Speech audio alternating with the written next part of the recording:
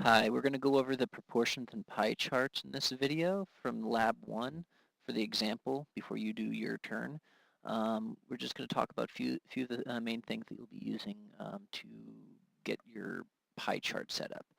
So let's go ahead and check this out.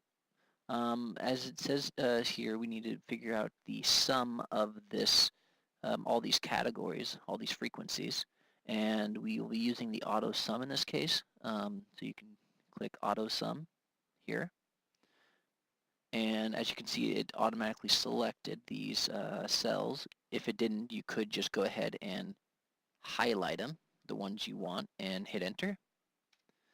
And as you can see, it's 37, which is correct, and that's what they got down here. And in this case, what we need is, for the next part, is to determine the relative frequencies.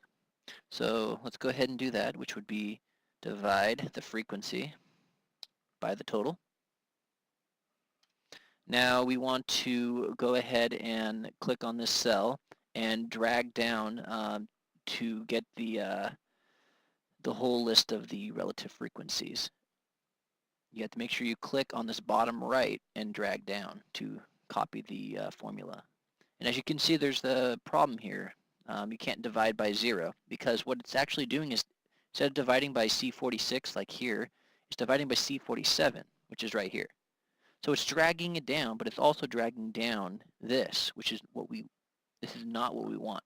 We want to lock this cell as we drag down.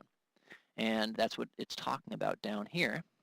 As you can see, we'll do the same thing. Divide by the total.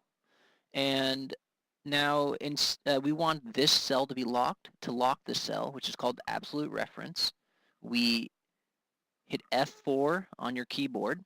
F4, it's on the top of your keyboard. And it will put these dollar signs here, which will lock C and 65. And as you can see, when we drag down this time,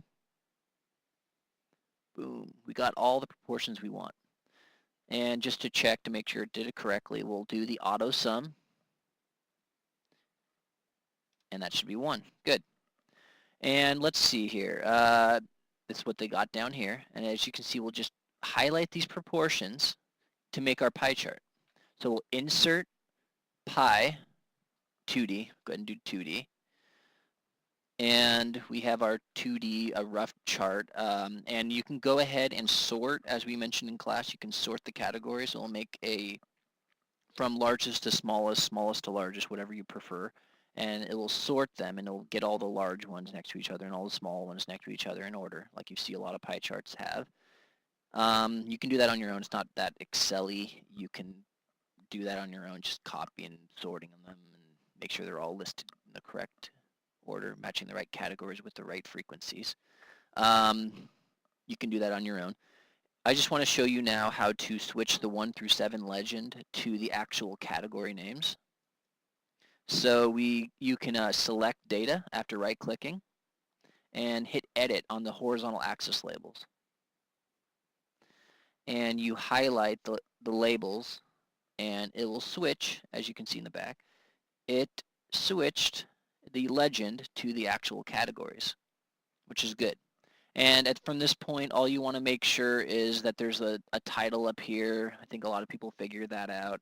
And make sure that you display the actual percentages of each category in here, and make it look pretty. You can see some examples in the book and how that looks. And it's up to you if you want a legend over here or if you want the actual category names with the segments. It's up to you. And I don't want to show you this now because I have Excel 2007. A lot of people are using 2010 or different versions. And at this point, it's all different. And it might confuse you if I show you how to do it here.